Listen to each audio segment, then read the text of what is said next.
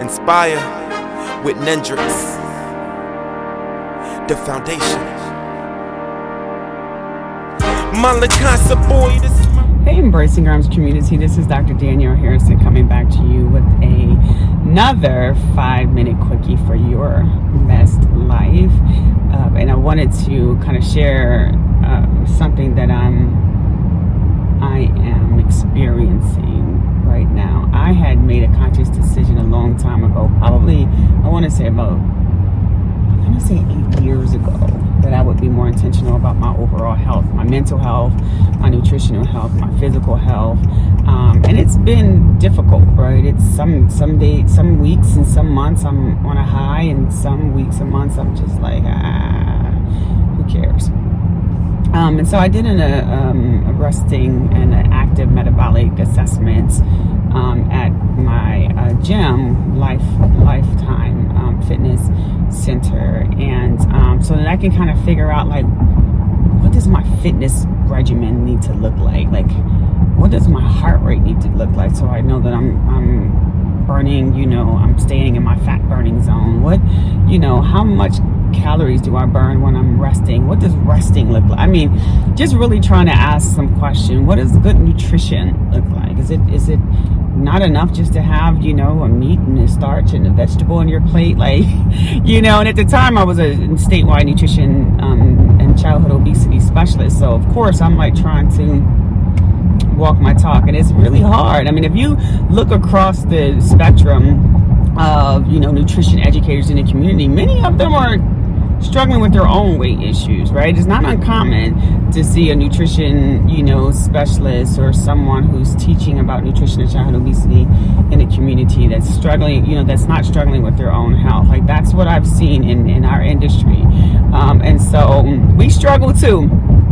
But I made a conscious decision, a long time ago, that I was going to be more intentional about, the way I eat, my physical health, my overall, spiritual health, my nutritional health, my professional health, all of that stuff. Like, that's all important to me. And so the thing about it is that it's really difficult. It's not an easy thing to do. It's absolutely not an easy thing to do. And oftentimes we go into this journey thinking that, okay, if I just stay consistent this week, and I eat right this week, and, I go to the gym this week, that I'm going to start seeing results. That may not be the case, and it'll make you want to back out of the whole process and start again, some other time. So I just want to, come to you to say, it is a full mind, body, and spirit effort. I have started and stopped this journey so many times. And I'm, for the first time, I think in a long time, a little more consistent and a little more balanced than I had before. Regaining my balance and my center, and really purging anything from my life that's not serving me well.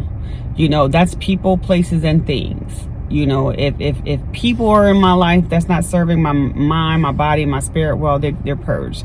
If things are in my life that's not serving my mind, body, and spirit, they're purged.